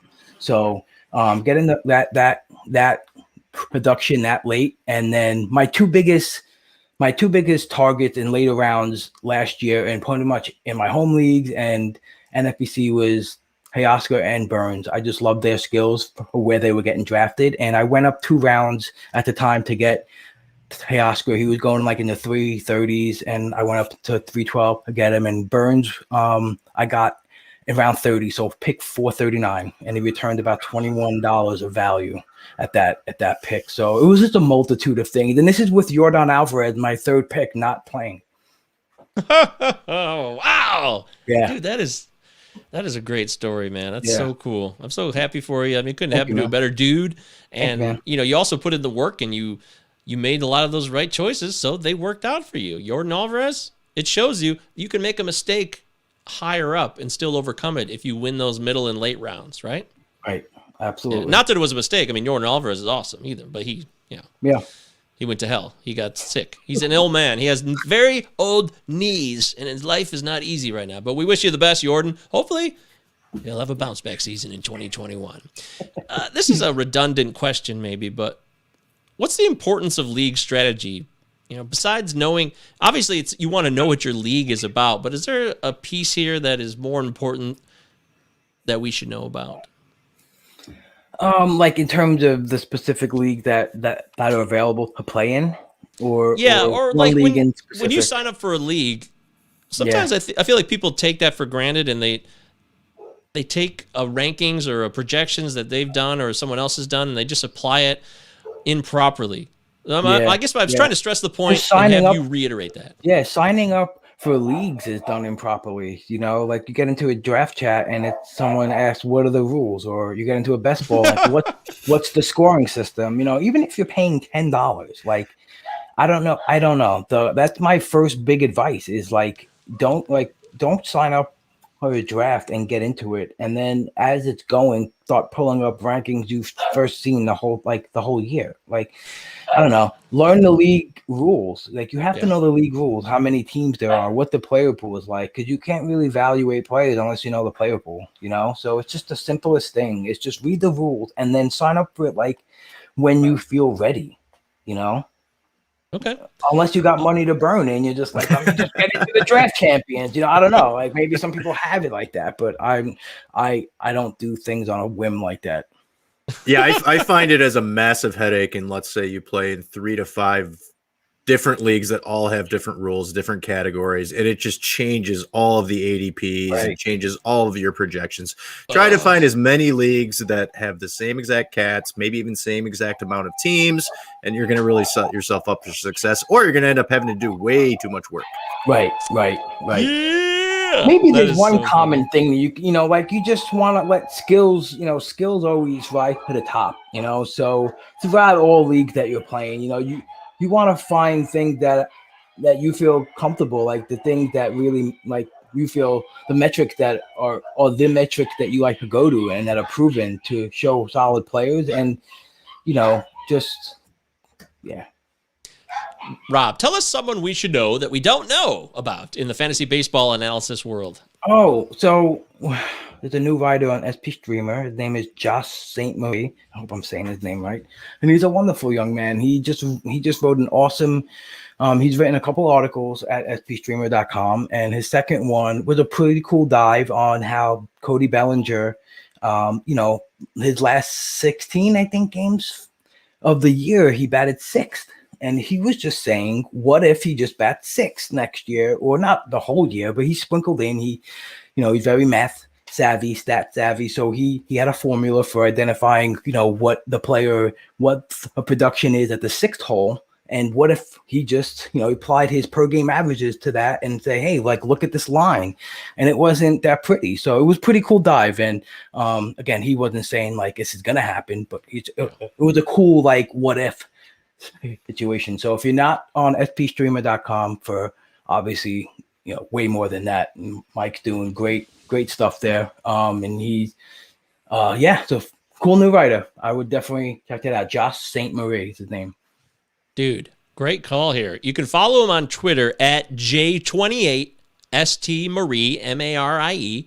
So that's at J28 St. Marie, S-T-M-A-R-I-E. Josh St. Marie, very cool. His lead pinned tweet is an article called "Using Mario Party to Win Your Draft." Oh, that's another. That's what I said, dear. Yeah, another great article. Yeah, phenomenal. Cool. Really cool mind. Yeah.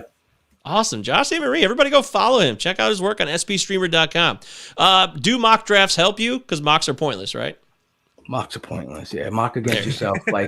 That's what I learned from Phil Dussault. He mocks against his versus the ADP. So he picked different spots in the order of a draft, goes through his rankings, goes through ADP, and he does it over and over. And then it's like, okay, I like this spot. I like drafting from this spot, and I'll get my guys in this spot. And I think that's awesome. That blew my mind, and it makes total sense. And so he does mock draft, or no, he does it himself? Against himself in Excel. He just makes a formula, and he goes through, each spot, and at the end of doing 4 or 5 runs from different spots in the ADP, you can kind of see, okay, I can get this team, and I like that team the best, and that'll determine where to pick from and who you want, So he's just mocking against himself then.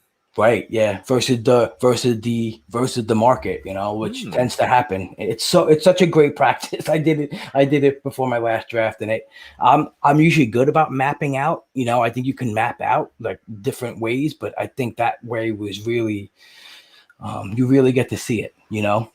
Beautiful. Great call. Yeah, I don't know Phil as well. I know who he is, and I respect what he does, obviously, but that's the kind of insight we want to have on this show. Very, very cool. So having said that, you kind of mentioned Phil, but is there anybody else or an entity? You mentioned SP Streamer, but somebody else or a place, a magazine, a website, a magazine. Are there still magazines? That's so dumb. That you trust. A publication that you get on a Sunday a publication, right. That you trust for fantasy advice. Who do you go to besides yourself that you really rely on for their fantasy wisdom? And it could be a couple people if it's more than one.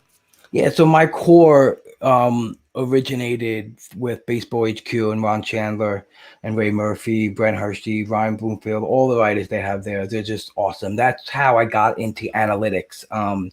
I was just a casual fantasy baseball player, and someone at work introduced me to the Baseball Forecaster, and I was hooked. So it's a heavy-based Baseball HQ. Ron Chandler, I use his Babs system of drafting to help me in my draft prep. So that's my main. That's the core. And then I mentioned Phil. Toby is phenomenal. The way he breaks down players and stats and what stats mean. I think that's what I learned the most.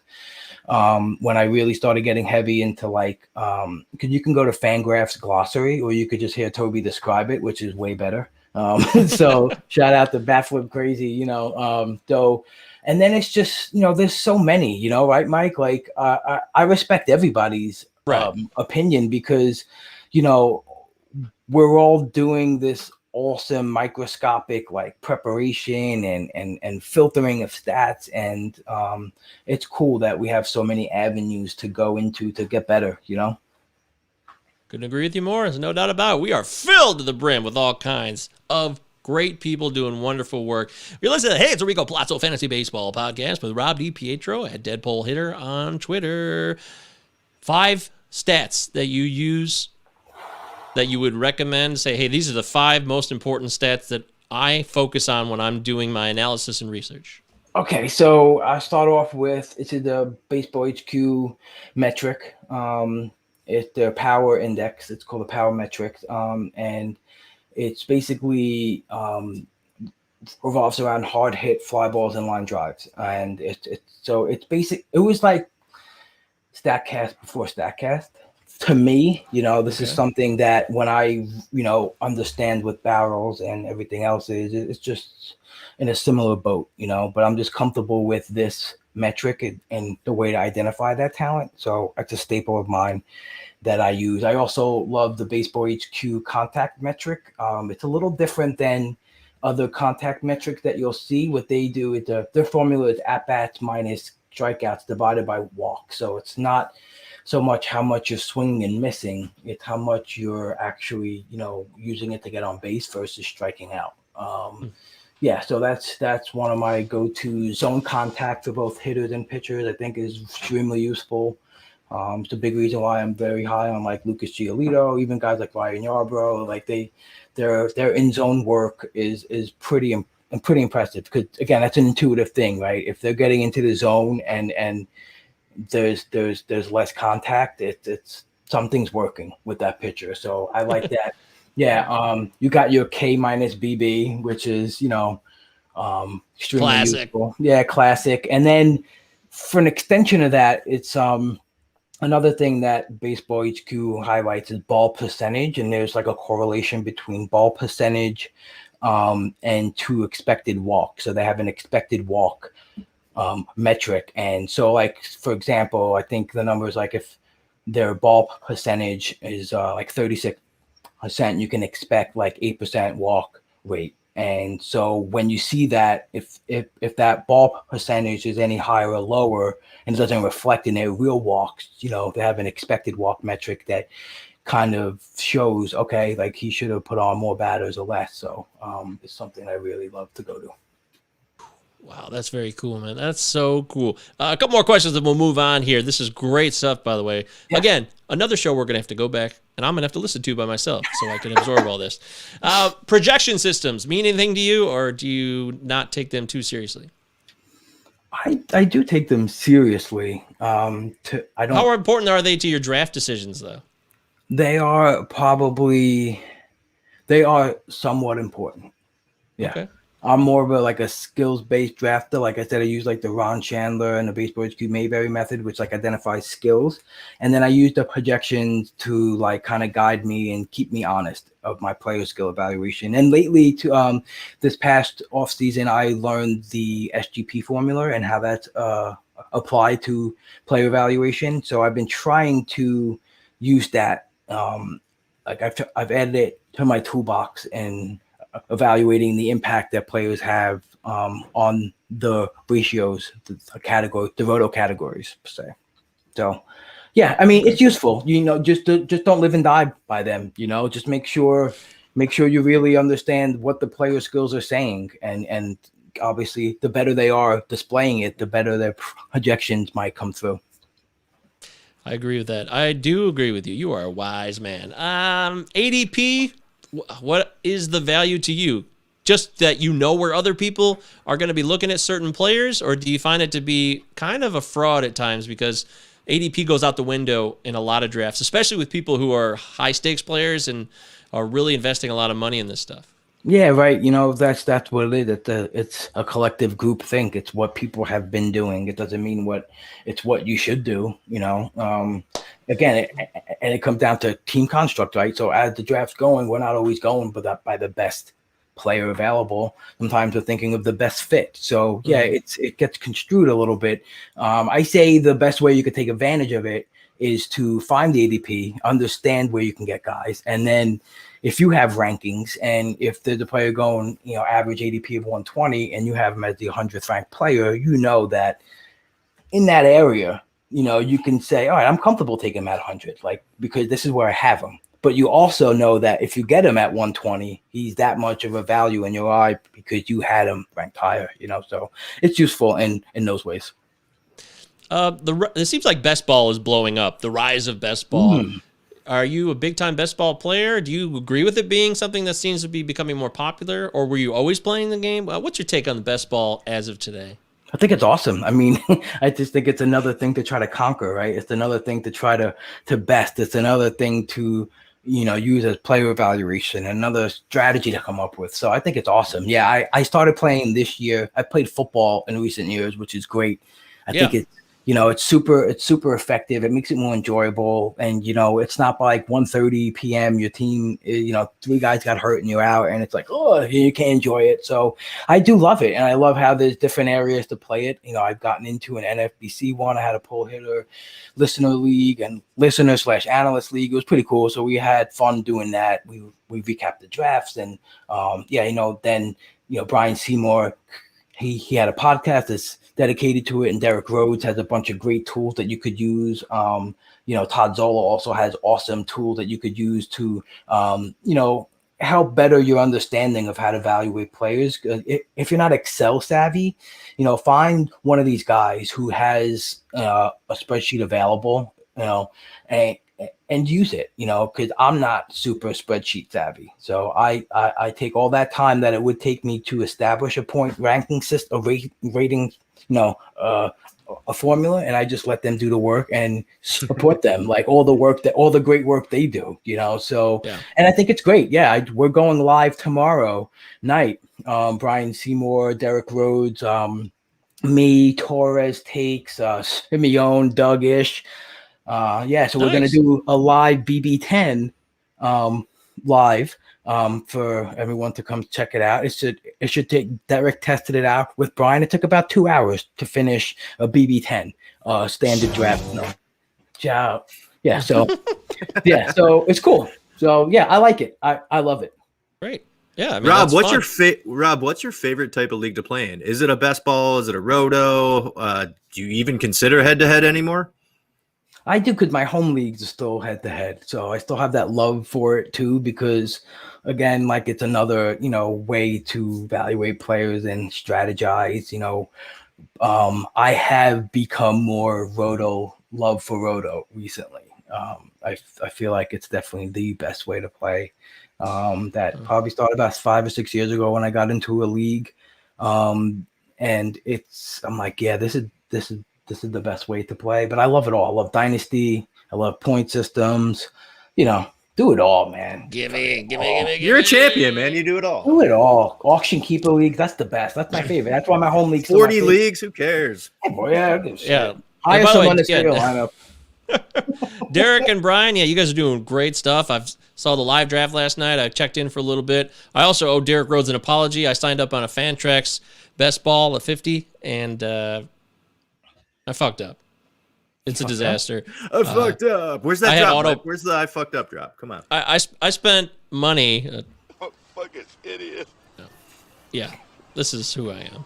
That's me. Fucking idiot. That's me. That's right. I'm a fucking idiot. I made a mistake. I let auto picks happen. I spent $50 to basically piss it away because I got 4 relief pitchers auto drafted after I had already had a bunch of pitchers late in the draft. So, Derek Rhodes, I owe you an apology, and I am better than that, and I will do better than that. I was a little overextended, and I made some mistakes. But now I don't have a job anymore, so I can fully commit, and I'm going to get it right. I'm going to get it right. Last question, Rob. The 2021 season, coming off the 2020 shortened season, how are you looking at pitchers with innings pitched? What's your strategy? We know we're going to have 6-man rotations in teams, so we're just looking at that, or do you have another insight beyond that? Yeah, or is it a mystery still? Is it still it's tough? so unknown. It's so unknown. So I feel like it's tough. It's a tough thing to tackle. I fear that, teams are going to go 6-man. Which to me, this, the basic thing of stress is why to go pitchers early. When you take a look at the full length arms that you might get and the quality of them, it's just there's not too many guys, and I think that's why it's happening now. Like, I think people are just hedging on everyone just copycatting themselves. No, everyone just understanding that it's the most comfortable way to draft, maybe, Like the Battle of the Podcast draft? right.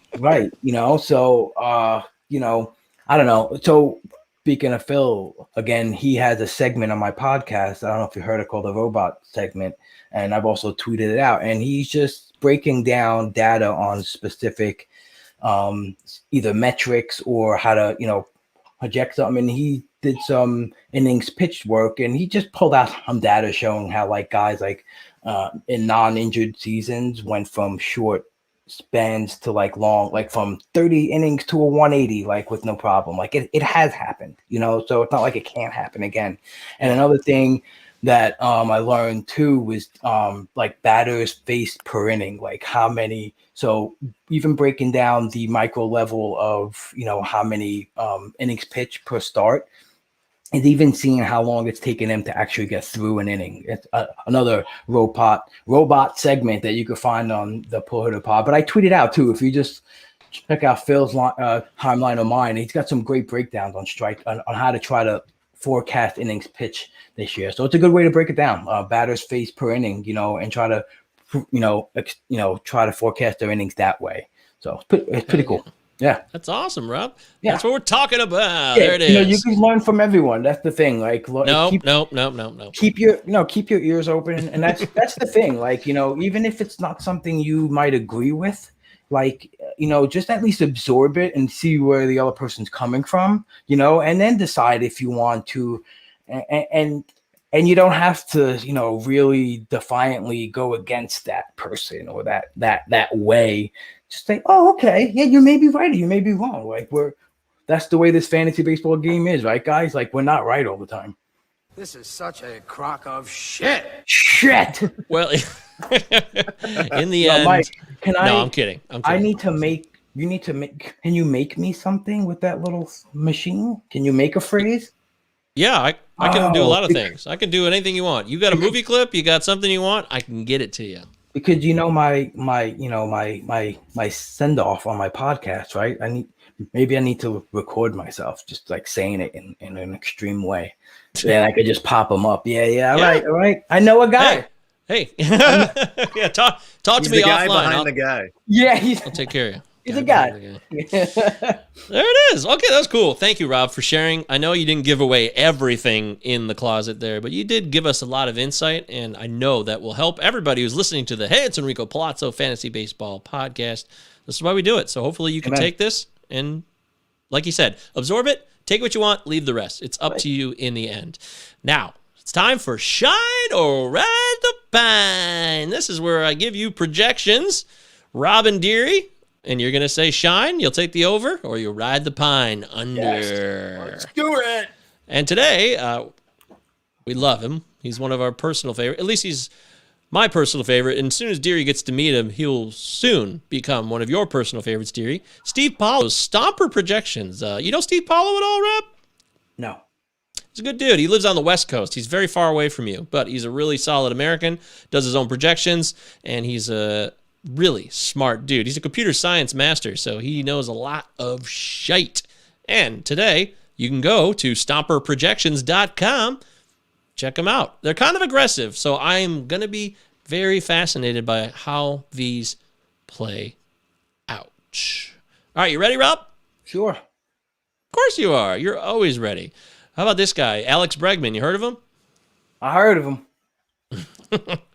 Alex Bregman, seems like people are harsh on him. I know why. It has to do with the cheating scandal.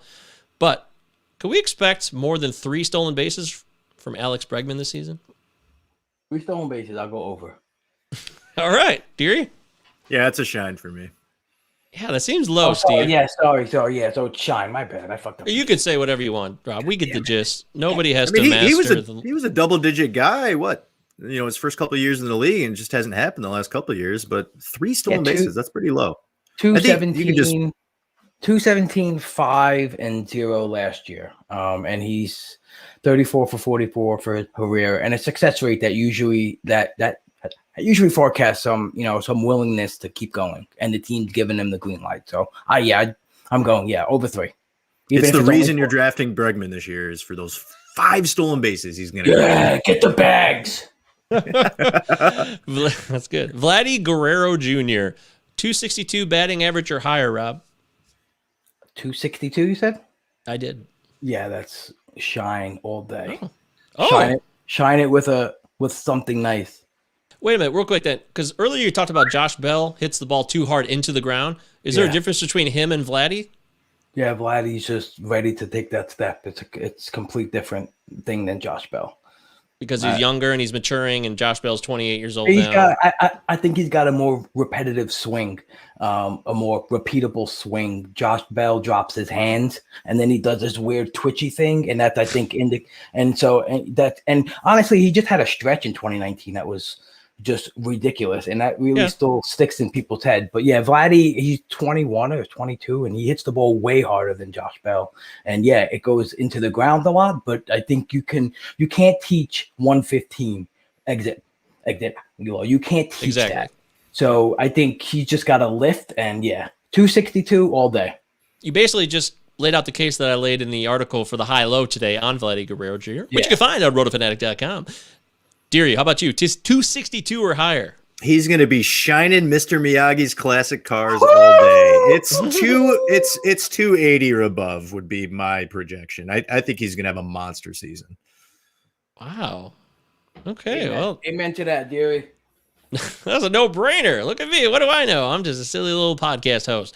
All right. Gene Segura of the Philadelphia Phillies. 9 steals. Rob, are you going to shine or ride the pine? 9 steals. Gene Segura, 9 steals. Phillies. Oh, my God. I'm going to go. This is a good one. This is definitely the hardest one. This is the most, I think, realistic one that you've given us. So, but I want to say, you know what? I'm going shine, baby. Ooh. You're feeling optimistic today. I like that. Shine it. Shine it. What about you, Deary? 9 steals or more? This guy used to be double-digit steals, no problem. 20 and above, no problem. 9, that seems right on. 2019. Let's go below on this one. Come on, Deary. That's what we want. Hey, Rob, we want divisiveness on this show. We want to have an argument. All right. No, I'm just kidding. We don't. But if you do believe in what you believe in, stick to your guns. Next player on the board. Steven Strasburg, 161's IP. Rob. Over. Shine. Wow. That's what I love to hear that. That's going to be good news for one of my DCs. Deary, what about you? A 161 innings pitch for Steven Strasburg. God damn, I love Steven Strasburg, and I get so frustrated when he has arm issues, hand issues. Oh, man. This is tough. This is life. I'm going to go ride the pine. They're going to try to keep him healthy for the end of the season because I actually think they're going to have a shot out there in the East, especially if the playoffs expand. So I'm going to go ride the pine, but it's not going to be because of any type of injuries. I think they're going to hold back on him a little bit. Good. I like it. Very good. Sound reasoning. Yeah. And Drelton Simmons, a new member of the Minnesota Twinkies, Rob. Can we expect him to score 65 or more runs? 65 or more runs. I will go. I'll go with first pine. I'll first pine it. Got to pine it. Yeah, we got to pine it. Do you believe that because he'll be low in the batting order, or you don't expect him to get enough playing time, or a combination? No, I think he'll be in there. I definitely think he's gonna play. I just don't think he's gonna get the lineup spot to accumulate enough run scoring opportunities for him. Okay, that makes total sense. Deary, what about you? 65 runs or more? Yeah, that's sound analysis from Rob. So that's a ride the pine for me as well.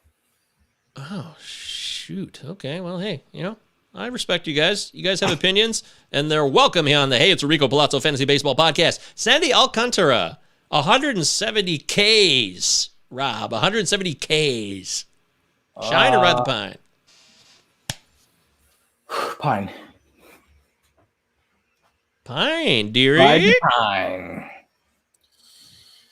Oh man, so if it's going to be above 170, I feel like he's pitching a lot of innings and he's having a pretty fucking solid season.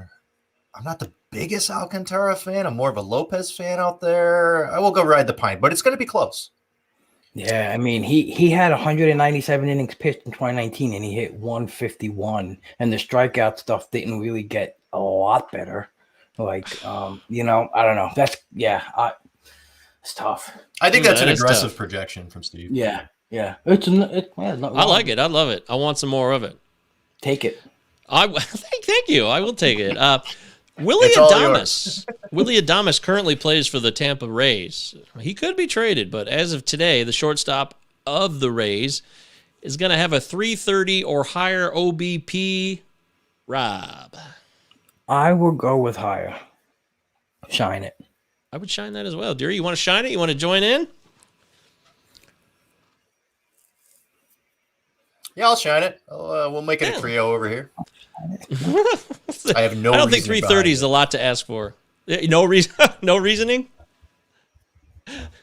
I appreciate your honesty, Deary. That's one of the best things about you. I mean, maybe he just plays. Yeah, maybe he plays 60 games and does well, and then gets replaced by Wander. Oof, that could be, yeah. But he could still have if that's the case, if he has a shorter sample, he could have like a 400 OBP. Who knows if he plays 40 games? But who knows? These are the mysteries. These are the mysteries. I'm not a big Adames fan. Could end up playing shortstop for the Reds still. Who knows? Austin Hayes, 7 steals or more, Rob. Austin Hayes, very highly touted player, a lot of injury concerns, but when healthy, a lot of excitement. 7 steals or more. I'll shine. Woohoo! I'd love to hear that. Deary, Austin Hayes? Yeah, he should be near the top of that order. I mean, the Orioles are going to be getting murdered in a ton of games, so he'll probably get some free bags. So, yeah, we'll go double digits for Mr. Hayes. Justice Sheffield of the Seattle Mariners, former New York Yankee, Rob. Now he's out in the Pacific Northwest. Can we expect 11 or more quality starts, Rob? Quality starts. Oh, man, don't get me started about quality starts. You want to go wins? We'll switch to wins. I don't care. No, it's okay. It's okay. No. You know what? I might lean shine. I think he's going to be right there. I think he's going to be right on the threshold. Yeah! Right on the threshold. A lot of buzz about him from people I respect. Doesn't mean he's going to be great, but, Well, his 11 quality starts great. If it's a full season and he starts 30 games, less than half of them are QSs, That's not great. Yeah. Deary, 11 quality starts or more. He's got to start a lot of games. He's got to pitch into the 6th inning a lot. Yeah, I'm going to say ride the pine on that. I think he's an up-and-comer, but I think we're about a year or two away. The one thing that might help him is they're rumored to go 6-man. So he might be, I don't know how that reflects in how long they can throw. I don't know the data and the science behind that, but to me, that's something you should write down and look on. We should start working on that. If you're talking about bringing more starters out, I don't know how that reflects the pen and everything. So he might be ready to go longer. I don't know. Yeah. I mean, a lot's going to have to do with like his pitch mix, because you look at a guy like Blake Snell where he goes to a 3-2 count on every fucking batter he faces. Yep. This isn't fair. I don't know if this is updated for Colton Wong, so I'm going to skip that one. Amir Garrett. This should be easy. Amir Garrett, 20 saves or more, Rob. Pine. Easy pine. Okay. I was just curious. I was just checking. Deary? Yeah, that's a pine. He's going to lose that job within a couple months. That's a pine. That's an easy piece of pine. That's a pine. Here's a guy that people like, Ryan Yarborough, right, Rob? Ryan Yarborough. Love Yarbs. Yarborough. Can we Bloom expect board specialist right there? He pops up on every Bloom board, so you can couple your own good feelings, about the guy, and then you see the Bloom board just like telling you yes, believe, because it's there. It's on the Bloom board. Yeah. Say no more. That's all you got to say is Bloom boards. It's alliteration at its best. It is. But Ryan Yarborough, 135 strikeouts or more. More. Shine. Oh, wow. Easy. Deary? 135 or more? I haven't really dug into my starting pitching too much, but I think he's going to get a lot of innings. And I was reading up on him a little bit the other day, and I know Bloomfield is in on him, and Rob is super in on him here. So fuck it, yeah, let's go shine. Why not? I'm rooting for the guy. Stefan Crichton of the Diamondbacks, 23 saves or more. Rob, 23. 23? No way. Joakim Soria is in the house now. Yeah, Pine. You know how many guys have been saving more than 23 given like on a year? It's not a lot. And I don't think Crichton is one of those guys. No. Oh, Deary, 23 saves or more for Stefan Crichton of the Diamondbacks. I'm not sure the staff gets to 23 saves. Like Rob said, like not as many guys will get 23 or more saves in a season. So I don't think their staff does it. So I'm going to say ride the pine. Okay, fine. Lastly, Spencer Turnbull of our Detroit Tigers. Love Turn. What we got? Oh, cool. Hell yeah. 12 quality starts or more this year for Spencer Turnbull. These fucking quality start things. They're out there, Rob. They're out there.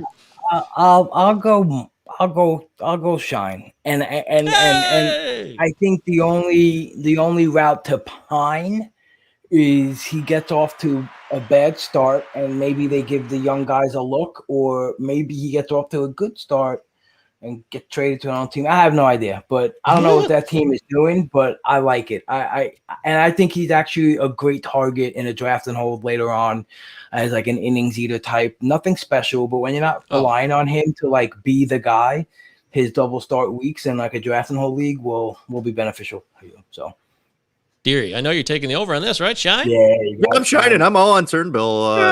As a Tigers fan, I think he gives you 30 starts, and he may have 15 awful starts, but I think he can get 15 quality starts. So,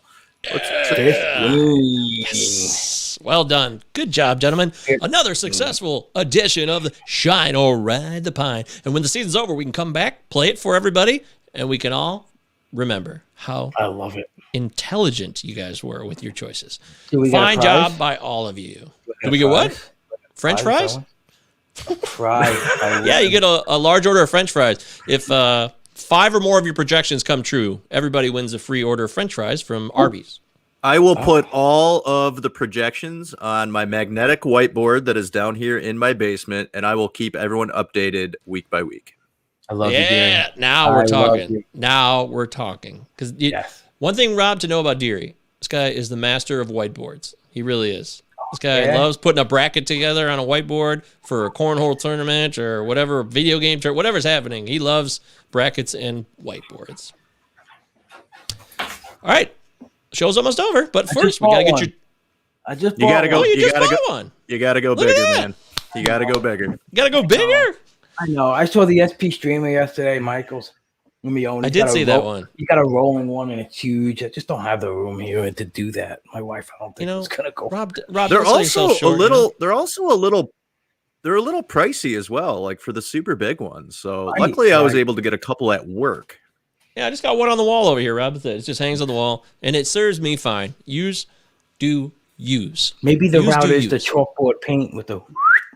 You know? There you go. Hey, it's time for your tweets and emails, because we always want to include everybody in the show, because we wouldn't have a show without you. No bullshit. I'm not kidding. It's just not as fun if we can't engage and connect and learn and share and grow and all that jazz. Here we go. First question from Craig Schumann at Craig Schumann on Twitter with 2 N's. That's Craig Schumann. First base, CJ Crone, Thames. Wait, what is this? This isn't a question.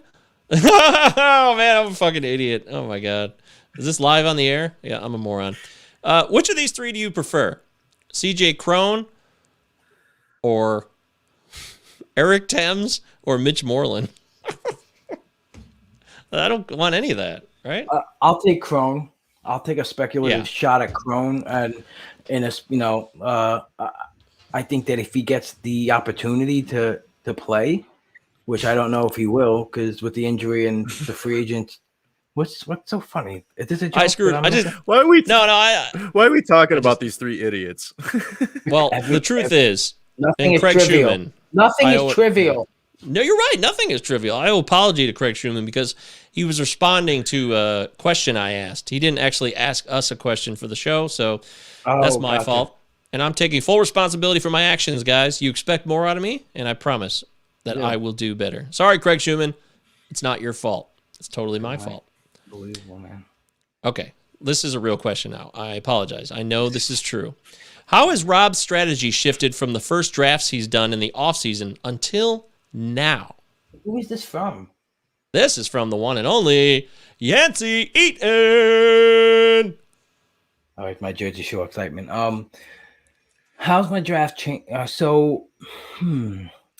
It's a great question. Yancey's just so full. He's such an intellectual guy. So put it to him to really press my brain to the max. How has your strategy shifted from the first draft to the most recent one you've done? I would say what shifted is that once the closers are getting signed and roles are getting a little more settled, I think that my willingness to maybe go up a couple more rounds and I'm more comfortable in getting closers and getting some. So I think that's the biggest difference that I have seen in my drafting. Beautiful. He also says, do you see yourself pushing any players or positions up or down? And are you prioritizing certain needs differently than you did when you first started the offseason? I'm not prioritizing any needs any differently. Sorry, what was the first part of the question? That was, does he see himself pushing any players or positions up or down? Do you see yourself pushing a player or a specific position up or down, Rob? Yeah, I think I stressed my comfortability with starting pitching early, although I think I'm comfortable finding routes to go elsewhere like I did last year. I just don't feel as comfortable with it, but I think I would push that up. Pushing up the stressing catchers. I kind of have three different type of strategies: either go early, go middle, or go late. But I think I tend to go early. I like to get a JTR. I like to get a Contreras. I like to get guys like that to form a solid advantage at catchers. And players. Oh yeah, I mean, I'm gonna be heavily invested in Lucas Giolito this year. Yes.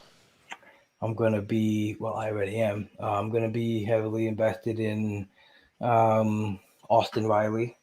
He's a guy I think that's going to break out. And Mike Minor, for some reason, is landing on all my teams. And I had a tweet the other night, was like, I didn't get him in a draft for the first time in a while, and I had a bad feeling in my stomach, and it was weird. I'm like, why do I feel this way? But he's projected for over 5 projection systems for the 26th most innings pitched, and he's going in the 300. So I feel like if you're playing in one of those leagues where you can't make fab, he's just the perfect guy to scoop up, and he's gonna get you volume where you need it. Okay, that was a great answer. And then finally from John Raleigh, this is at 2 out Raleigh JR. That's the number 2 out Raleigh JR. Thanks, John, for sending in this question. For 2021, what offensive positions do you more commonly find yourself prioritizing early in drafts? And what positions do you find you are happy to wait on? Well, we know he likes to wait on closers. Yeah, early starting pitching, late on closers. That's probably my firm. And in the middle, I think just don't be afraid to be old and boring too, right? Just take guys that are going to play. And you think everyone likes to make the splashy pick, which is cool. Yeah, I want to be revolutionary. Well, yeah, you could be revolutionary, but you don't have to be at the top of the draft. You can be revolutionary later. Like you guys were saying, talking about that Teoscar in around 300, pick 300 last year. Like, make the splash there. So I would just say, yeah, early pitching, early starting pitching, late relievers. Take Michael Brantley, and you'll have a dependable guy. Dependable guys. All day. Yuli Gurriel, Carlos Santana. Boring, but they play. They're not coming out. Not coming out. Rob, you're so right about that. That's beautiful. Thanks for your tweets and emails. They help make a difference in the show, and they are thought-provoking. You guys make the show go. You're the engine that makes things happen. We want to thank Rob. We are out of time. This has been so much fun. I can't believe this, but time flies, and there's other things to do, and life goes on, and yada, yada, yada. But the one thing that will remain, always, is that Rob will be a friend of the show. He's a friend of ours, and we really appreciate you coming on, Rob. Give him the spiel. Give him the send-out. Tell them what's going on and what they can look forward to on future episodes of the podcast. That's right. I mean, like Mike mentioned, the Pull Hitter podcast. I'm at Dead Pull Hitter. I'm gonna keep it going with a mix of wonderful guests, high stakes players. So I have in the future coming up, I have Vlad Sedler at the end of the week, and they got some guys from RotoWire and Baseball HQ coming on. So I'm really like the founding fathers of fantasy. I want to hear everyone's stories. No, I'm serious. Like I want to hear everyone's stories. I want to soak up all that knowledge, all that stuff they have in their brain that I've been reading about for years. Like I just want to sit down and really get to talk to him about it. So guys like Ron Chandler, Ray Murphy, Brent Hershey, got Gentad, Jeff Erickson, Vlad, and I'm sure everyone who I've gotten on once before, I want back again. Like everyone who comes on, I'm like, you're coming back, So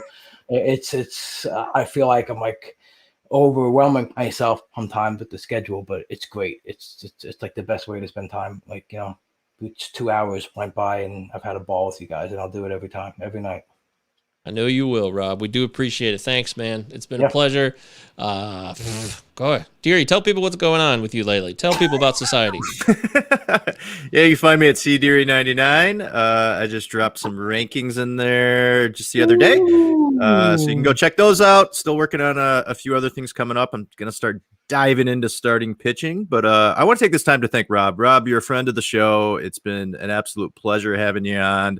You're one of the greatest guys in the industry, and I certainly look forward to hearing from you soon. I also want to know where I can get some of that dead pull hitter gear you got. Oh yeah, just DM me your addresses, both of you. I'll send them out instantly.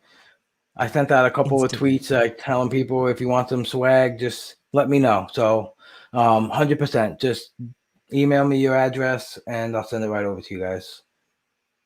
Hell yes. That Magnets? is what we're talking about. You want a magnet? Are you going to put it on the fridge? Are you going to put it on the I have a fridge. Deary has a fridge. It's very likely that could happen. Yes. And don't forget that Rob is going to be potting nonstop, and he's going to be giving you advice, and he's going to be drafting more. He's doing the best ball tomorrow night, Thursday night. Whenever you hear this podcast, if you hear it before Thursday night, he'll be live on the air for that with Brian Seymour and Derek Rhodes and the crew.